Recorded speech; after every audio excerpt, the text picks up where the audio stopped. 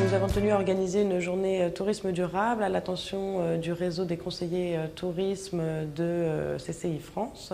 L'idée est de pouvoir échanger sur les bonnes pratiques existantes au sein du réseau et de pouvoir aussi faire remonter les difficultés, les attentes que les conseillers peuvent rencontrer sur le terrain, sur différentes thématiques qui constituent le tourisme durable. Ce matin, en fait, on a fait un tour d'horizon du tourisme durable, donc, qui nous a permis en fait de situer le contexte, et dans un second temps on a abordé les différents outils développés dans le réseau des chambres et les différents outils existants.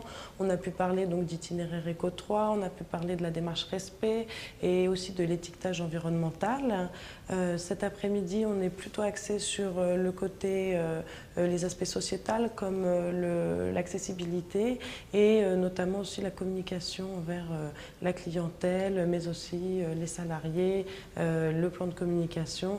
Donc des aspects en fait peut-être un peu plus sur l'efficacité économique de l'entreprise, comment rentabiliser son investissement dans le tourisme durable. Il y a plusieurs outils qui existent, on peut le voir notamment au niveau des labels. Les labels se multiplient avec des petites différences. On a aussi des labels territoriaux, notamment sur les thèmes qualitatifs. On va avoir qualité Normandie, qualité Bretagne. Donc c'est vrai que le client final perd en lisibilité. Aujourd'hui, l'idée, c'est de pouvoir mutualiser ces outils. Donc c'est pour ça que nous, au sein du réseau consulaire, on essaye d'échanger sur les outils existants afin que d'autres chambres ne se mettent pas à développer des choses qui existent déjà.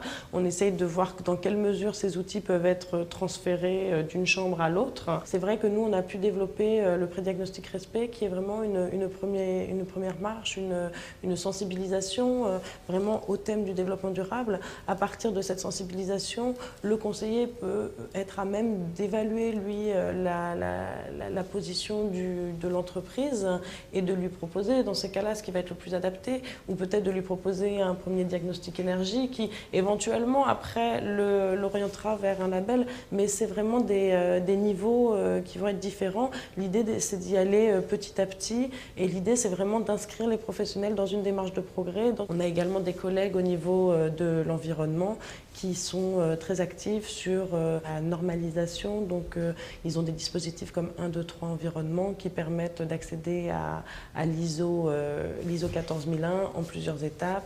Ils ont le dispositif Envol qui correspond à la première étape de la norme 14001. Et c'est vrai qu'on a une palette d'outils et qui s'adapte en fonction de la réalité du terrain.